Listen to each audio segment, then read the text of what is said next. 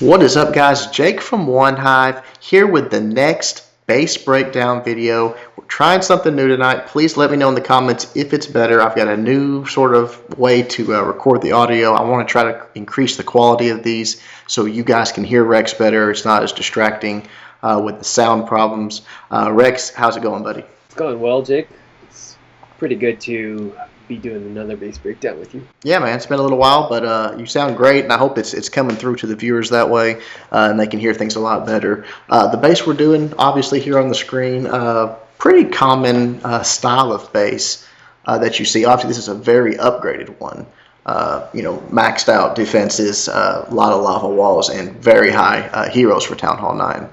So get us started, man. Start talking about this bass and how you would take it out, and we'll talk about how Shu does it. Yeah, I actually think we might have gone over Sudoku once, but Shu just does an excellent job of doing this almost completely maxed out Town Hall 9.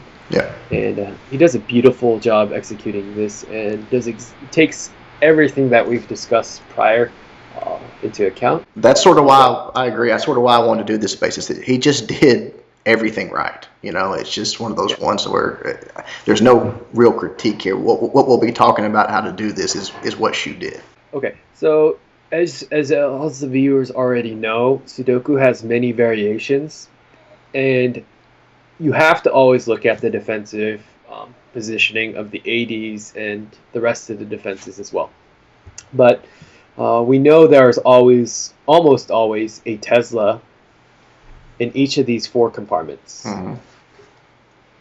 And behind these Teslas, they're protecting a double giant bomb set.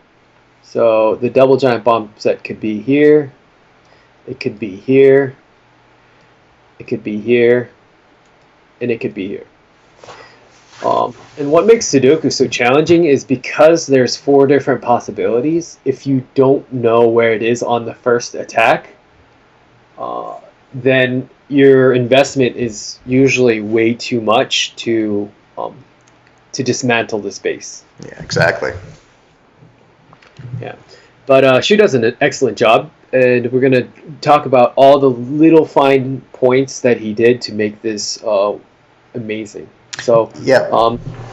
Yeah. Well, what I was going to say, one of the first things that he does when we watch their attack, you'll see, is one thing that Rex and I have talked about before, and I have to admit, I've at times been guilty of sort of overlooking it, and it has always cost me when I do. So what we're talking about there is pre-triggering Teslas. Obviously, in this space, regardless of which section they're in, you've got to you're able to drop one barbarian, the Tesla will pop. Shu does that, and what that does for you is later when you start dropping your balloons, they don't have that millisecond of pause that can a lot of times cost you taking out the defense you're going after. Yeah.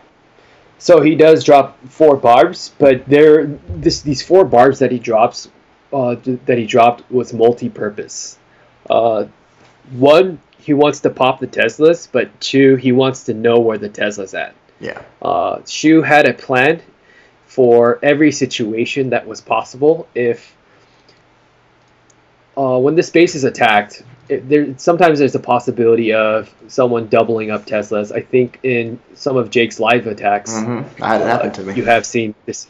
Yeah, you have seen this situation, and Shu had a plan for that. If there was a double Tesla, then he knows there's no possibility of a giant bomb in these two compartments. So he had a plan to how to handle that, and so these barbs allowed him to figure out and react accordingly. Yeah, good point. If you drop a barb right here, and on this spot, and a Tesla doesn't pop, okay, no Tesla there, probably double bombs there, and he's doubled up on Teslas. But when Shu drops them, obviously, as you've got it marked out here, there was a Tesla in each one of the spots, so he triggers those. He just works around the base, popping each one of those Teslas. Yeah, and so after you drop like each of your barbs, after those Teslas popped, then the other nice thing about this base is there are no buildings protecting these walls. So he can deploy loons very, very closely to those Teslas and get a really cheap one-for-one trade. Yeah, he does. And I think he drops one down here on this Tesla, and I think he actually brings two to the rest of them. I think it was more of abundance of safety precaution, especially this top one. That actually gets him the clan castle lure.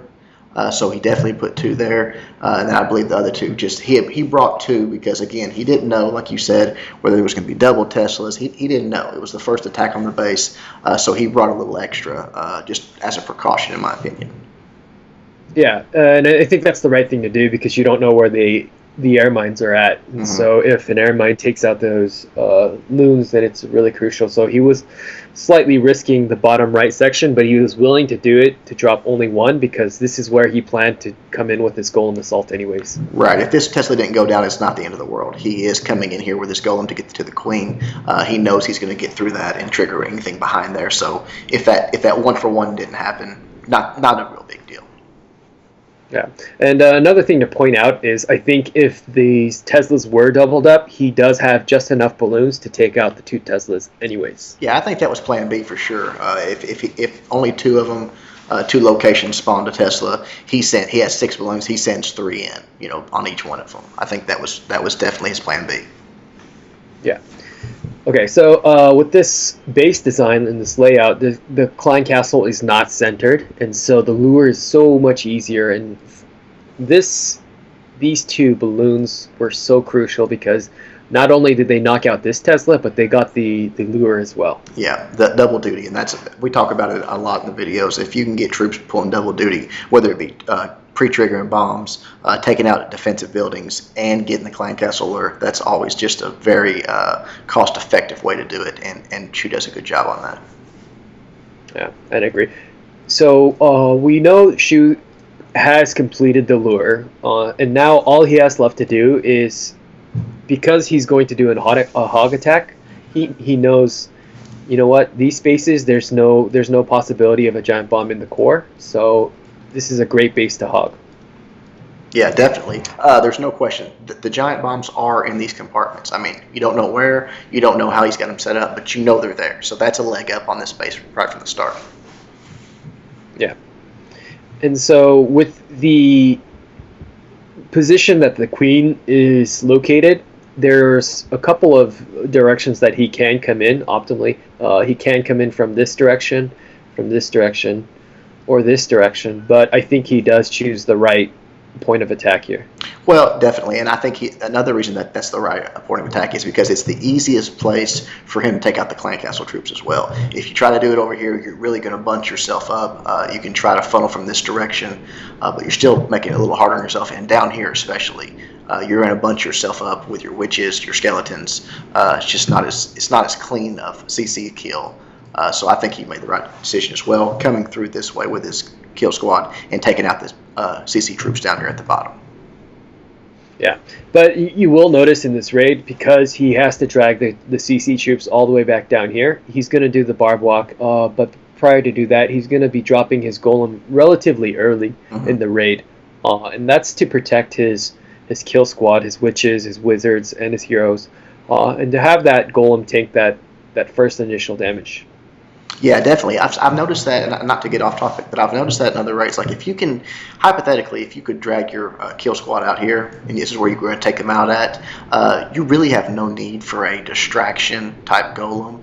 Your witches and wizards are going to, the skeletons are going to get so far out in front of all that they're going to protect everything back there. However, when you are a little bit short on space, sometimes it is better to go ahead and get that golem down. He will save some of your kill squad, which can make the difference in some raids. Yeah, you do have to beware if there is like a dragon or a ton of wizards, then you want to make sure you don't deploy that golem too early, because a group load of wizards will just blast that golem down. I'm just going to get that stuff out of the way so we can see. I'll mark your Teslas here again. Yeah, so he does get the CC lure with just 2 balloons, which is great, and take out a Tesla. He brings them down low. Normal kill squad stuff, nothing special down there.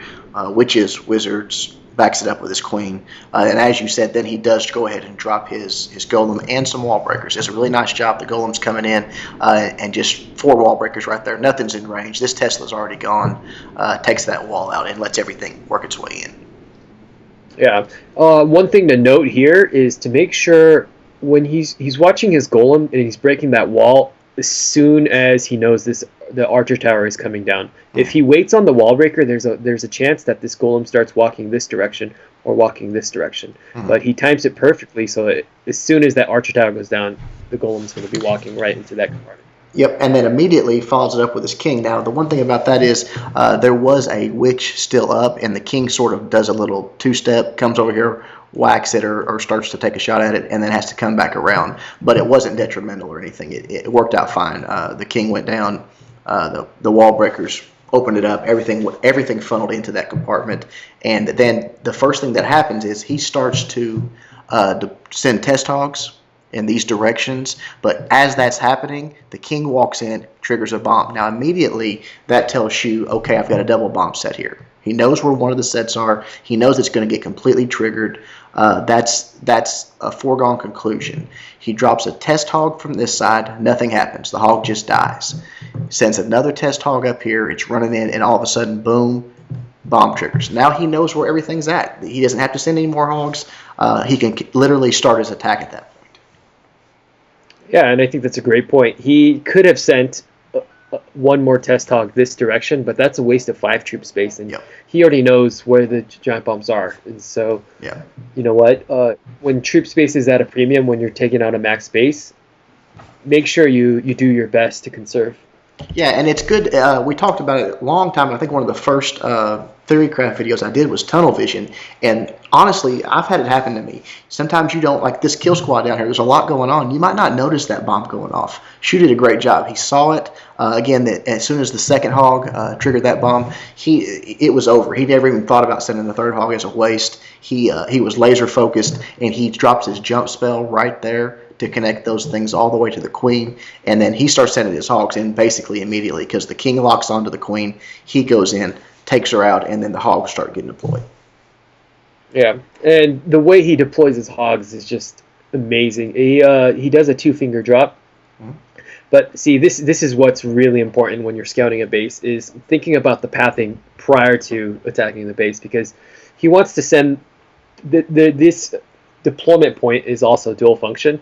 He wants to protect his kill squad, so he wants to send it in the same direction, but he also knows this is going to go straight into the core. Right. After these hogs split off. Yeah, some of them split, and he starts dropping heals in good locations. And like you said, getting some hogs to the core. This is a high-value area right here, high-value heal. The hogs are going to be standing there for a long time, taking out that high HP X-bow, the high HP air defense. A few hogs split off and take these out, but remember the Tesla's already gone, so they're not going to spend much time over there.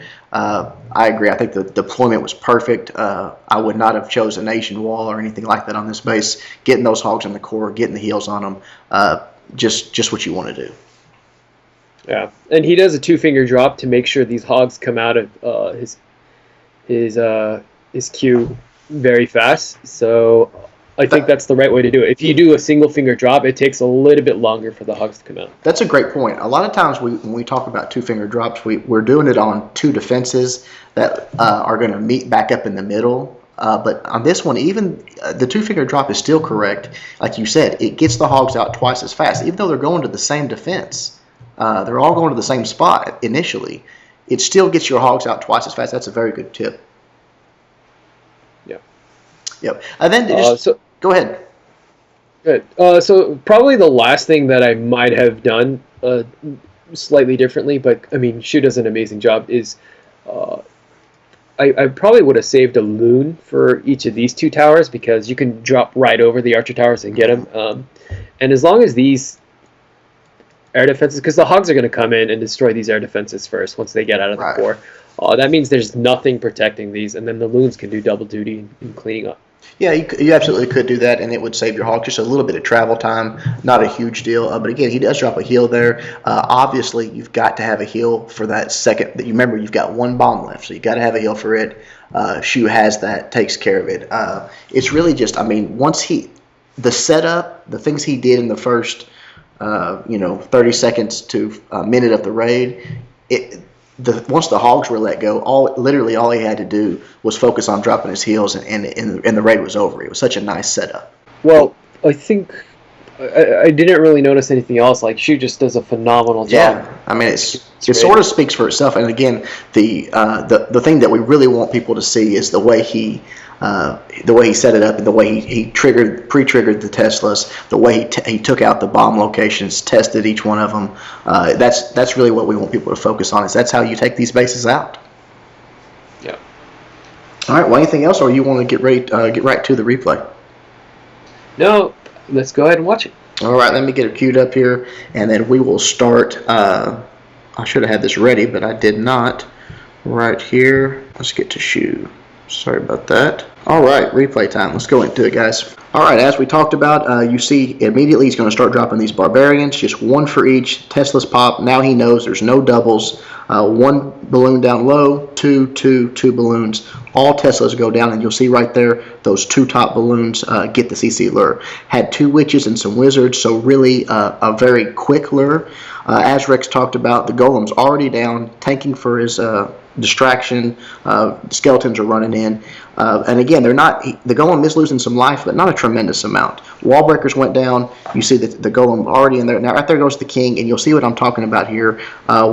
Something a little bit too close to him gets hit. He starts to walk around. He gets taken care of, and then he comes back. Right there, you see the first bomb go off. The test hog.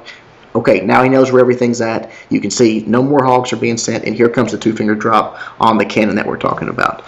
King had already taken the queen out, so that's a non-issue. Hogs moving straight into the core. Really nice job there, the way you pathed him in. Then he's dropping that heal. Again, a high-value heal there. He did have that one extra balloon. He dropped it on this archer tower over here, but that air mine took it out. Now the hogs are sort of splitting out. Going over to the right side, and here they split up a little bit, taking out the two archer towers. Again, being very patient with his heals. He's got two heals left. He knows he has to use one for the giant bomb. Right there it is. The hogs are in that now, about to trigger the bomb. But again, the setup was so good. You could tell at this point it's already over. He's got a lot of hogs left. He's got a heal left. And very few defensive buildings left. Cleanup troops are already working away on the other side of the base. Drops that last hill in a perfect spot. Hogs get good benefit from it. He doesn't have to worry about any bombs. Those have all been triggered. Right here, the last wizard tower goes down. Then the hogs are going to turn around, take out that Barb King, and that is as far as it goes for threats. Literally clean up at this point. You'll see he's got Archer Queen just used the ability. Archer's running around, Hogs running around, Witch still up, Wizard still up. Just wreck this base, and that's a very, very high level base to treat like that. So excellent attack by Shu. I hope you guys take something from that and see that it's such a when the setup is proper, when you do everything right in the first half of the raid, the second half actually pretty easy. So anything else to add to that, Rex? No, Shu just does an amazing job. He always raids with finesse, and it's just unbelievable to have a clan mate like him. Yeah, that's a good point. Finesse over brute force all day, and that raid right there was nothing but finesse, honestly. Yeah. All right, guys. Hope you guys liked the video. Hope you learned something from it. Rex and I will try to get back and do one of these as quick as we can. Until next time, Jake from One Hive reminding you guys to suck less.